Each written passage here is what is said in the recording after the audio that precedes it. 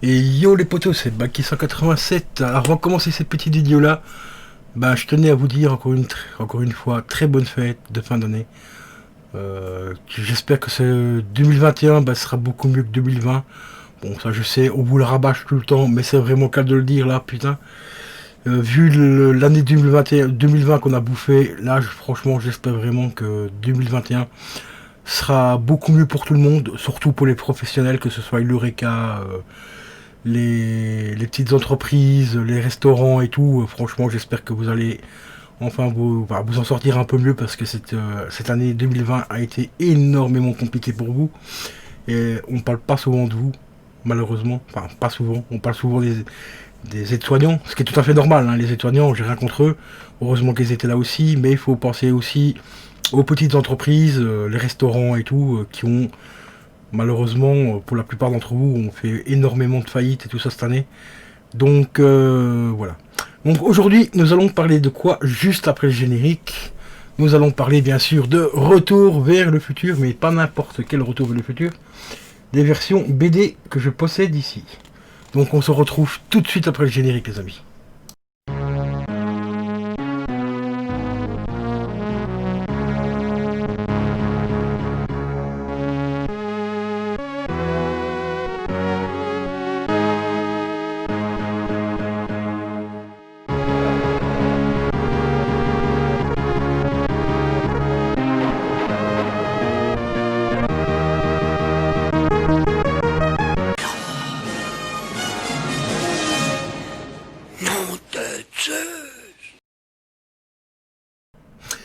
Mais juste avant de commencer à vous parler donc de Retour vers le futur, donc les BD que je possède enfin toutes, là ici j'ai les 7 tomes. Normalement on devrait arriver à la fin, je pense pas qu'ils vont en refaire une, ou peut-être que, vous allez voir, quand je dis peut-être, il y en aura peut-être une dernière. Mais avant de vous parler de tout ça, je tiens à préciser à Julien, attention, il va y avoir du...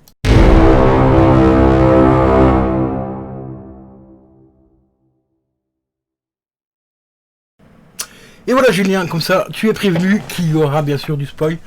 Du spoil parce que je suis un petit peu obligé de spoiler quand même un tout petit peu pour expliquer un petit peu le concept de ces BD. Voilà. La première fois que je les ai vus, je les ai commandés sur Original Comics pour ceux qui veulent se les procurer. Elles tournent autour de entre 20 et 27 euros avec les frais de livraison. Donc comme je disais, Julien, il y aura un petit peu de spoil parce que pour expliquer un petit peu le concept de ces BD là, je suis obligé un petit peu. Car elles sont très très particulières. Au début, quand j'en ai entendu parler, je pensais, parce que j'ai été un petit peu mal orienté par certaines personnes, pas mal de personnes m'ont dit que c'était des BD orientés par rapport au scénario du jeu que je possède ici, donc le fameux Telltales, qui est sorti sur PS3 et qui est ressorti pour le 20e anniversaire de Retour vers le futur, donc du 30e anniversaire pardon, de Retour vers le futur, il est sorti sur PS4 également. Le jeu, personnellement, si t'es fan, prends-le, ça fait une jolie pièce de collection.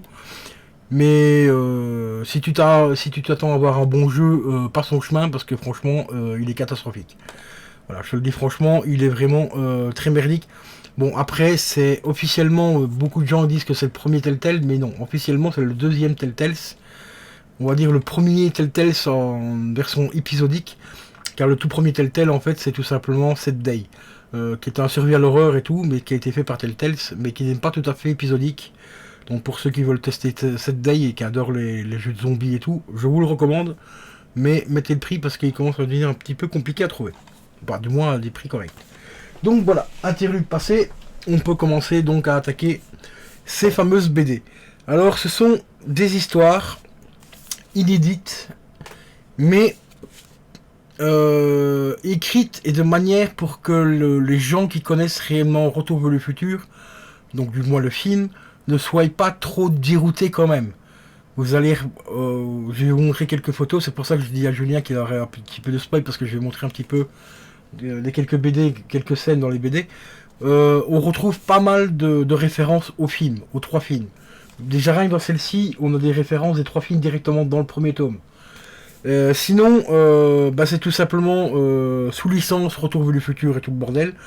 Boggal est derrière aussi parce que c'est lui qui a fait l'écriture. Donc ici c'est marqué derrière. Boggal, le co-créateur, le co-scénariste, pardon, de Retour vers le futur, revient avec de nouvelles histoires issues des méandres, donc des méandres chronologiques, donc de Retour vers le futur et ainsi de suite. Donc ici il parle du Far West, il parle des années 80 mais du 21e siècle et ainsi de suite et ainsi de suite et ainsi de suite. Et franchement, au début j'ai un peu mal. Je vous avoue que j'étais un petit peu dérouté parce que vous allez voir qu'il traverse vraiment toutes sortes d'univers. Voilà, comme par exemple ici, il se retrouve carrément nez à nez à l'époque jurassique. Voilà, on retrouve par exemple en bas le vieux bif, mais ils sont à l'époque de la préhistoire. Donc voilà pourquoi ces BD là sont très déroutants si vous vous attendez à avoir une référence très proche du film. Ça n'a absolument, mais vraiment rien à voir. Par exemple ici, hop, on découvre déjà une partie du troisième film. Voilà, on reconnaît bien sûr la locomotive et tout, et ici on voit tout simplement la conception. Donc franchement, au niveau des histoires, c'est très déroutant, mais ça vaut quand même le coup de se les procurer, parce que franchement, les histoires sont certes différentes par rapport au film, mais c'est bourré vraiment de références au film. Par exemple, regardez ici, un petit clin d'œil ici, ils sont carrément à l'Expo universelle de 1980, on voit un mec qui est déguisé en Marty McFly, c'est quand même vachement humoristique, quoi. Donc c'est quand même franchement pas mal. C'est un petit peu comme le jeu, j'ai eu du mal à m'accrocher, et puis voilà. Après, bien sûr, encore une fois, bah, c'est bourré de références, comme je l'ai dit, au film. Voilà. Il y a également d'autres références comme celle-ci, l'almanach. Ici on retrouve donc bien sûr la scène mythique donc de la BD que le père de Marty McFly va écrire un peu plus tard. Puis on va vous rappeler la scène aussi quand Marty met la combinaison et tout. On va pas vous rappeler le film, c'est un film culte, tout le monde connaît les scènes. Sinon, bah, franchement, les histoires sont assez bien écrites. Hein, franchement, c'est bourré d'humour. Mais comme je l'ai dit, il faut entre guillemets totalement oublier le film par rapport au fil de l'histoire, parce que les histoires elles partent vraiment un petit peu n'importe comment. Donc ici le premier, ça c'est le premier tome, donc c'est tout simplement marqué Retour vers le futur, histoire inédite, chronologie alternative, hein. Donc c'est marqué juste là en dessous. Ensuite il y a eu à peu près, quasiment en même temps je crois, le tome 2. Que voilà, et franchement les jaquettes sont vraiment hyper propres. Donc ici c'est printemps 1986, Marty McFly déprime, blablabla. Je vais pas vous en dire plus hein, pour ceux qui connaissent pas trop la BD. Mais on retrouve encore une fois énormément de références au film. Et quand je vous disais qu'il y a des grosses différences par rapport au film d'origine, regardez juste cette scène. Voilà, on y découvre le doc, qui est juste là. On découvre Marty, et ici, ils arrêtent quelqu'un, voilà. Mais vous regardez bien le costume qu'il a. Et juste à côté, qu'est-ce qu'on découvre? Marty avec l'overboard, avec le costume, quand ils sont tout simplement au Far West. Donc vous voyez, les histoires sont complètement chamboulées, sont complètement divers et variés, mais il y a toujours des très grosses références au film, et c'est ça que j'apprécie énormément ces BD.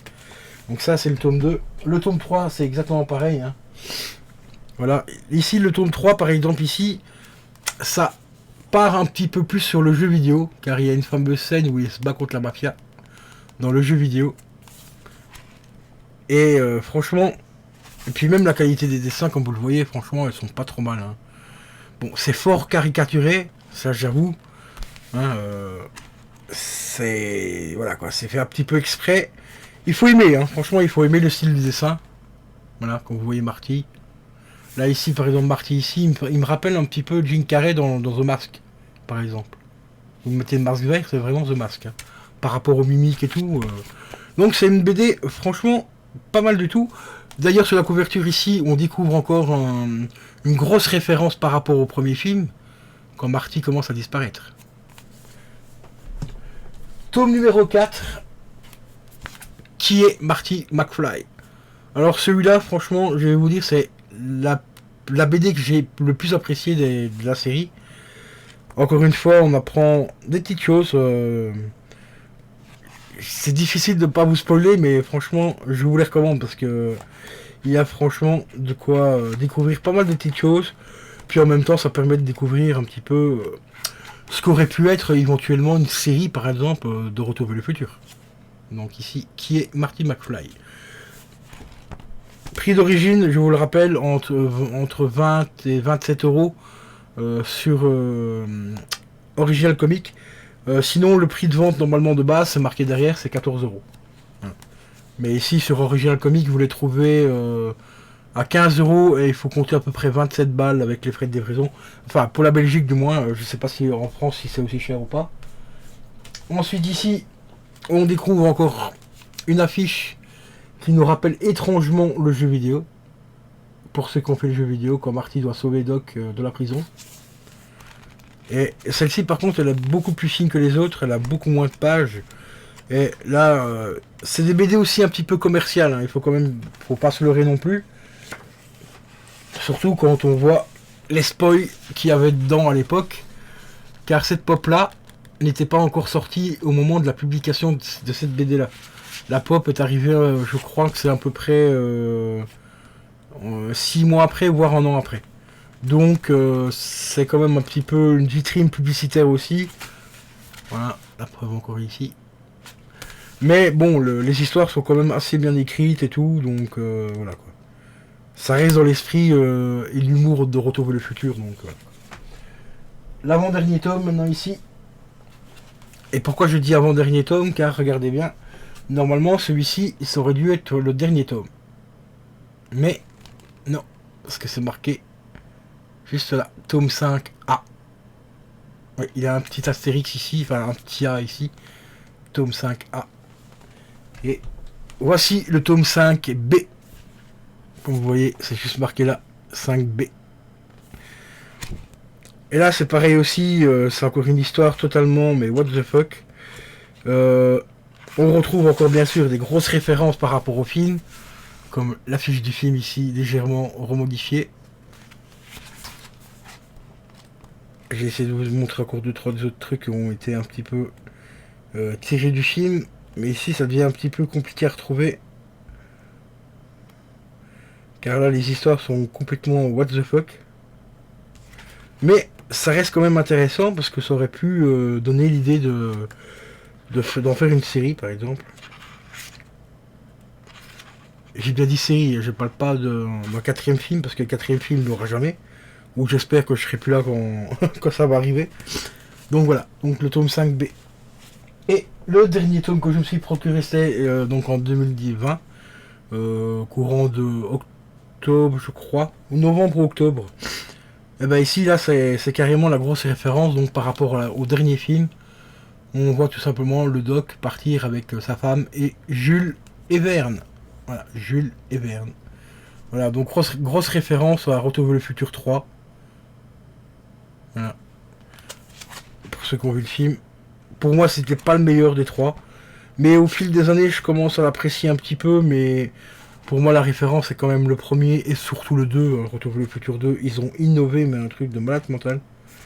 Et je vais vous montrer jusqu'à quel point ça peut partir en cacahuète dans ces BD là. Ah oui, d'abord, avant de vous montrer ça, je vais quand même vous montrer des trucs, des petites pépites dans celui-ci. Voilà, la maquette qui a servi à faire le film.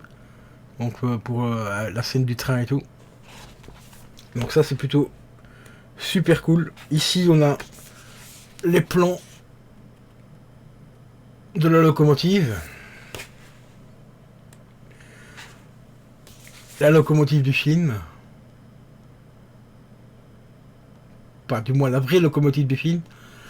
Celle qui a servi à faire les plans de départ. Parce que l'autre c'était une maquette. Hein, au moment qu'elle plonge dans le vide, c'était une maquette. Ici on a un petit storyboard. Donc là ça semble vraiment plus la fin de cette BD. Ici on retrouve encore des schémas de la locomotive. Et voilà à quel point ça peut partir complètement what the fuck. Voilà les gros délires. Mais franchement c'est marrant de voir ça et puis en même temps ben c'est un peu déroutant. Voilà, il n'y a pas d'autre mot, c'est vraiment déroutant. Comme par exemple cette photo qui est complètement, mais what the fuck. Voilà. Donc franchement, si vous voulez avoir une bonne tranche de rire et tout, et en même temps vous rappeler quand même pas mal de références, donc pour ceux qui ont vu le film, eh ben, je vous recommande vivement ces BD là. Vous pouvez donc les trouver sur Original Comics à prix correct, parce que je sais que maintenant les tomes 1 et 2 peuvent décoller au niveau des prix, mais c'est un truc de fou. Il y a à peu près 2 ans, je les ai vus sur Amazon à 75 € pièce, hein, donc pour le tome 1 et 2. Ce qui est juste, mais beaucoup trop cher. Il faut compter maximum, quand je l'ai dit, une vingtaine d'euros, entre 20 et 27 € grand maximum. Et je ne sais plus dans laquelle j'avais eu ça, je crois que c'était dans l'avant-dernière. J'ai eu également 2 petites cartes. Bon, après ces cartes-là, est-ce que c'est des cartes exclusives par rapport à Original Comics, ou est-ce qu'elles sont présentes dans toutes les... donc dans l'avant-dernier tome ou pas? J'en sais rien, mais j'ai eu ça en cadeau. Donc 2 petites cartes, assez sympa. Et derrière, bah, vous avez ceci. Voilà, le Facebook et tout. Pour ceux que ça intéresse, je vais vous mettre un peu plus près. Donc l'éditeur de la BD, donc le Facebook, l'Instagram, le Twitter et le site officiel. Si vous voulez passer directement par chez eux plutôt que passer par un site tierce comme Original Comics ou Amazon ou peu importe. Donc voilà les potos, bah, j'espère que cette petite vidéo là, la toute première vidéo donc de 2021 vous aura plu. Si c'est le cas, n'hésite pas à mettre un petit like, à commenter, ça c'est très important, j'insiste toujours, mais c'est super important pour soutenir la chaîne. Mettez-moi un maximum de commentaires, car vous savez, les commentaires ça référence énormément la chaîne et surtout les vidéos, et ça franchement j'ai vraiment besoin de vous, encore plus que l'année dernière. Donc n'hésite pas à mettre des commentaires, à liker la vidéo si tu l'as aimé, ou la disliker si tu n'as pas aimé, et bien sûr à t'abonner si ce n'est pas déjà fait. Là on atteint bientôt, mais bientôt, on y est presque là, aux 4000 abonnés les gars. J'espérais vraiment les avoir pour le mois de décembre, ça aurait été un magnifique cadeau de Noël ou un cadeau de Nouvel An. Bon, c'est pas grave, j'espère peut-être les avoir au courant du mois de janvier. Là je pense qu'il me manque un peu moins de 100 abonnés, enfin un petit peu plus de 100 abonnés. Donc on y est vraiment presque. Ce serait vraiment super cool si j'arrive à passer ce cap. Parce que passer un cap à chaque fois de 1000 abonnés, c'est vraiment un cap énormissime sur YouTube. Donc ici, passer le cap des 4000, ce serait vraiment le top du top. Et moi je vous dis à la prochaine les amis.